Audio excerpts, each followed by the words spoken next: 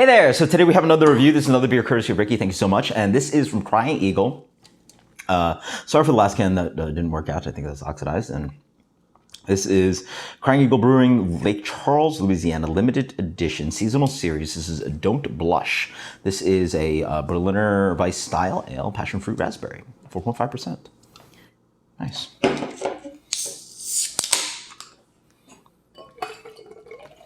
All right. Beautiful label on that, though. Beer has a beautiful, fluffy, white, slightly off-white head, slightly pinkish.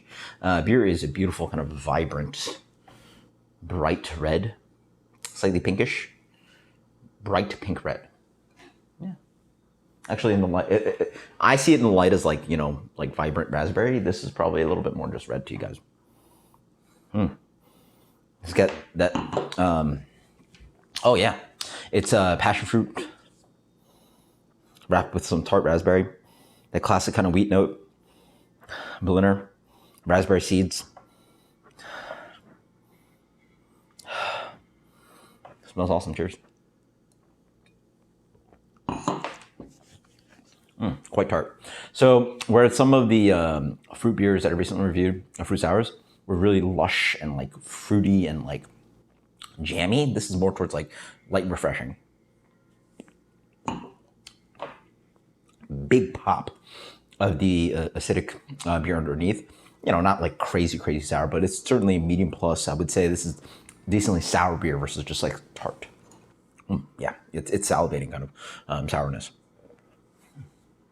Medium plus.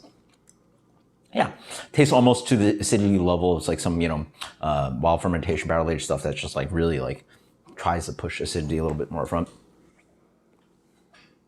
The fruit is definitely understated. Crooked Stave does a beer, I think it's called Rosé, where it's second use fruit.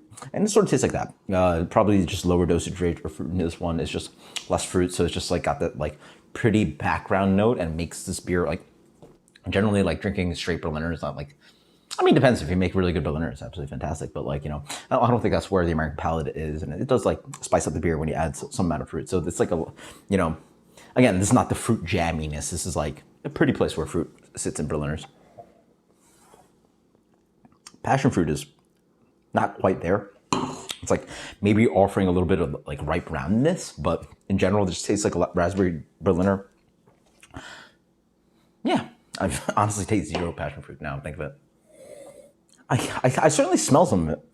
Yeah, I certainly smell some of it. It's almost like this ripe, stinky, but on the palate. You know what?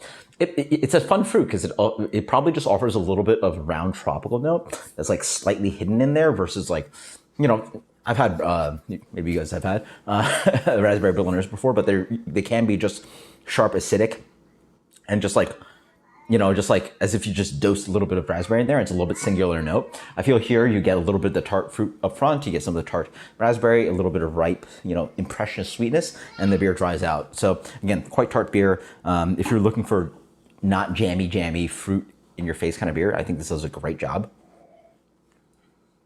Not to say you don't taste fruit. It's clearly fruited. This is like, so, the spectrum you can play. And I like that fact that obviously that's why we like craft beer. There's a diversity of how you can make certain styles. Delectable beer, definitely crusher, dry, none of that residual sweetness, none of that residual fruit character on the back end. Maybe the tartness of the raspberry sort of lingers, that impression of tartness. This one for me gets a solid 92, 93, 91, just dancing around there. 92. Crying Eagle, Don't Blush. Until next time, guys. Cheers. Absolutely fantastic. Until next time. Cheers. Later.